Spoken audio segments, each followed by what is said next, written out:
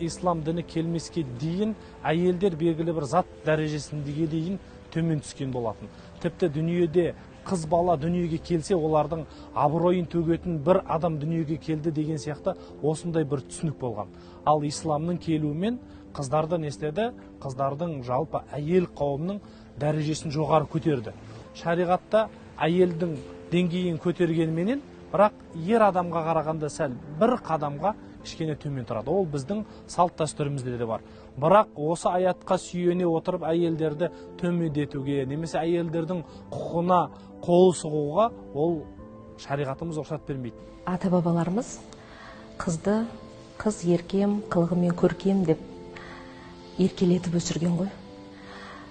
Қазақта қызға қырық үйден тыйым, ала берсе қара күннен тыйым деген бар. Бұл таза әдепке байланысты. Бірақ та қазақ қызын ешқашанда төменге отырғызбаған. Қызын әрдайым төрге отырғызған.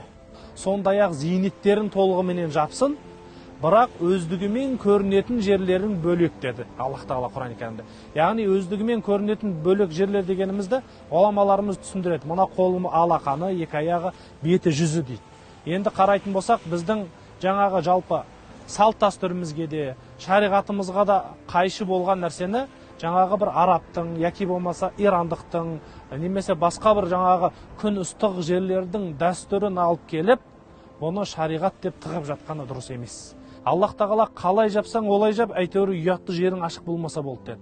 Бізден бұрынғы өткен кісілер қалай қолданды? Олар кимешек киді, ою бар, ең бастысы шашы көрінбейтін, омырауын толығымен алдымен жауып тұратын, өзіміздің дәстүрімізге, өзіміздің ақылағымызға, біздің салт дәстүрімізге, негізгі ұстанымдарымызға сай етіп шариғатты ұстанды. Балиғат жасқа толмаған қыз балаларды діни ағымдарға байланысты сол жолға түскен отбасылар орап жатады. 2 жасар қыз баланы да орап қойғанын көрдік. Әсіресе соның ішінде қара жамылған деген нәрсе бұл біздің ұлтымызға жат, біздің ұлттық ұғымымызға жат дүние.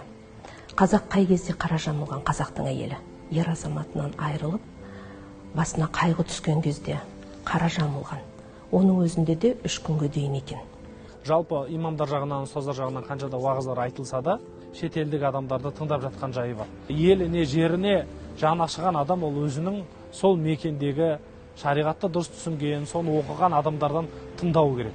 Өйткені қарайтын болсақ, салт дәстүр, әдет ғұрып егер шариғатқа қайшы келмесе, ол ұстала береді. Кішкентайынан біз баланы қараға орайтын болсақ, онда оның психологиясында міндетті түрде кінәрат болады. Бала кішкентай кезінде қызыл жасыл дүниені көріп өсу керек. Соның ортасында ойнап күліп өсу керек. Ол дүниені сол бар бояуымен тануы керек. Тамырсыз гүл болмайды ғой. Сол сияқты біз тамырымыздан ажырасақ, онда болашағымыз бұлыңғыр болады. Тамыр дегеніміз не? Ол біздің ұлттық дәстүріміз. Біздің қан мен бойымызға сіңген әдет ғұрпымыз.